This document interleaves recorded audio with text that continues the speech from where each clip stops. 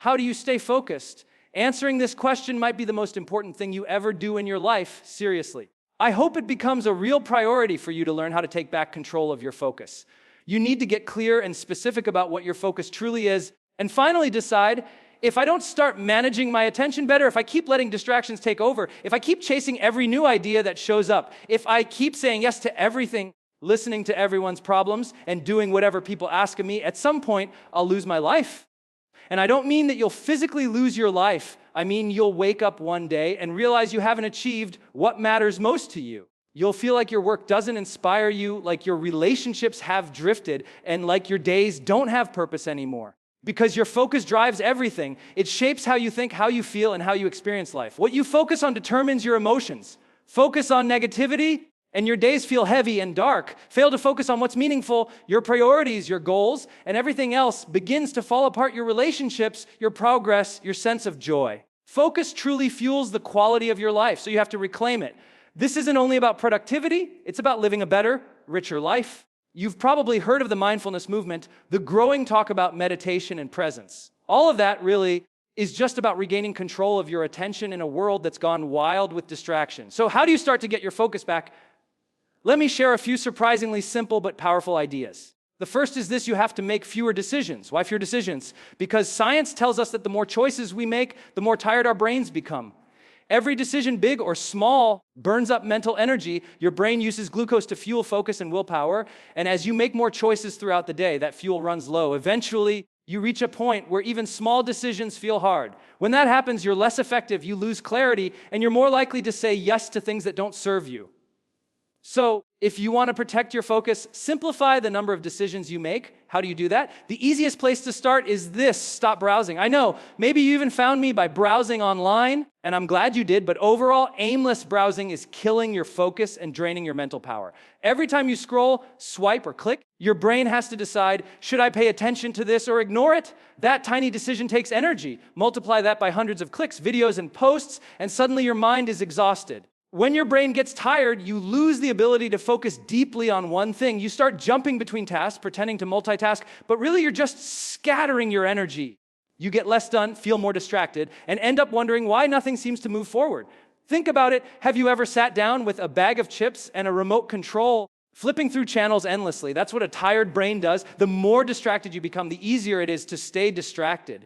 The less you focus on one thing, the harder it becomes to complete anything at all. So here's a simple rule: stop browsing so much. Every tweet, every headline, every notification is a small energy drain. Each time your brain decides whether to look or not, it uses up focus power that you'll need later for real work, real goals, and real growth. Some people argue, but those little things light up my brain. They give me dopamine hits. They make me feel excited. And yes, that's true. It's why all this scrolling feels so tempting. It rewards you in tiny, quick bursts. But it's also why it's so draining. That kind of stimulation tires your brain fast and makes it harder to focus on anything meaningful. If you keep doing that all day, bouncing from app to app, checking every alert, clicking every link, you're training your brain to crave distraction instead of depth. You'll never get your focus back that way. So stop wearing your brain out with endless decisions. Stop checking everything just to see if it matters. When you do something, do it intentionally. If you're looking for something, search for that one thing and stop when you find it. Don't keep clicking on every blue link or swiping through every picture. Be deliberate. Do what actually moves you forward in life. And that brings us to the next big idea. You must define your mission. You need a sense of direction, a clear reason for what you're doing every day. Without that, it's impossible to stay focused because you'll keep getting pulled by everything around you. When you don't know where you're going, every path looks tempting. But when your mission is clear, distractions lose their power. You need to have a purpose for what you're doing today. You must have a clear idea of what your next task will be. What happens to most people is they just show up and think, all right, I guess I'll do something today. But they have no real intention behind it. Because of that, they end up doing too many things that don't really move them closer to their main goal in life. You have to decide what you truly want, figure out the steps that can get you there, and start following that plan. While doing that, you also need to remove everything else that doesn't fit your mission. Get very clear about your mission and keep working on it. Everything else should get a no until you've either reached your mission or are far enough along that you can spare time and energy for something else. Most people take on too many projects because they aren't clear about what their main purpose is. If you're listening to this, chances are you want to do something meaningful. You want to help, to create value, to make a difference in the world. That's great, but here's the problem. When someone asks you for help, you might say yes, even when it doesn't really serve your true goal or improve your quality of life. It might not connect to the real thing you're trying to achieve or the service you want to provide, and I get it. It's hard. I know how it feels because I'm also pulled toward helping others, volunteering, and supporting good causes. But if I try to help everyone in every area, I might never reach my bigger mission, the one that lets me help even more people by first succeeding in my own work. If I spread myself too thin, I can lose focus on my dreams. I might not grow my business enough to support others or build the resources I need to truly make an impact. You can easily take your eyes off your goal if you haven't defined what that goal is.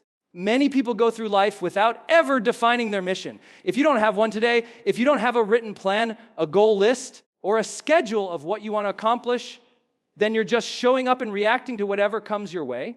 You're checking your inbox and letting everyone else's messages decide what your day looks like. When that happens, you stop being proactive and just respond to other people's priorities instead of your own. When that becomes your routine, focus disappears. You lose track of what matters because you never focused on that one thing that really moves you forward. And here's another truth. Focus fades when there's no progress. If you're not making progress towards something meaningful, your attention drifts and you stop caring. But as soon as you start making progress, even small steps, your focus sharpens again. You feel good about yourself. You notice what's working, and that energy keeps you moving forward. Now, here's something simple but powerful that I hope you'll actually try. Once you've defined your mission, try this: say no to everything first. I know that might sound strange or even uncomfortable. Many people say life is about saying yes. But the truth is, a lot of people have said yes to everything, and that's exactly why they're unhappy and overwhelmed. So from now on, just start by saying no first. That doesn't mean you'll never say yes. It just means you'll stop committing immediately. When someone asks you to do something, don't agree right away. Take a break. Give yourself a few hours or even a full day before deciding. Use that time to think carefully. Ask yourself, does this fit with my mission right now? Is this where I should focus my time and energy? Build a simple checklist or set of rules for yourself before saying yes to anything. Think about the time, effort, and mental energy a new task will take. Make sure it gives you something valuable in return, whether that's growth, joy, experience, or progress toward your goals. If something doesn't give you real progress or doesn't match your mission, it should get a no. Learning to say no helps you protect your time and your peace of mind. Most people don't have a filter for decisions. They don't stop to ask, is this good for me right now? Does this help me move forward? Because of that, they fill their schedules with too many things and end up completely overwhelmed. Your goal should be to simplify life, to focus on just one or two important things at a time. That's how you make real progress. When you focus only on what truly matters, you won't get lost in distractions. You won't waste time clicking every link, replying to every message, or saying yes to every request. Instead, you'll move your life forward step by step, day by day, doing work you love, things that matter to you, that fill you with energy and enthusiasm. Every day, remind yourself to move closer to your mission. Do what inspires you. Say no to the things that drain you. Keep your time and energy for what matters most. That kind of focus and clear intention can completely change your life. If you can live that way, focused, intentional, and full of purpose, you'll feel what it means to live a truly charged life. Hey, it's Brendon. If you enjoyed this message, there are a few things you can do right now to keep going. First, subscribe to this channel so you'll get new videos every week that can help change your life. Second, you can get my latest book for free by clicking the link right here. And third, visit my website and join my newsletter so I can send you free programs, updates, event news, and all the resources that don't get shared here. Go ahead and click any of those links you see. I can't wait to see you in the next video. Until then, go out every single day, live fully, love openly, and make your difference in the world today.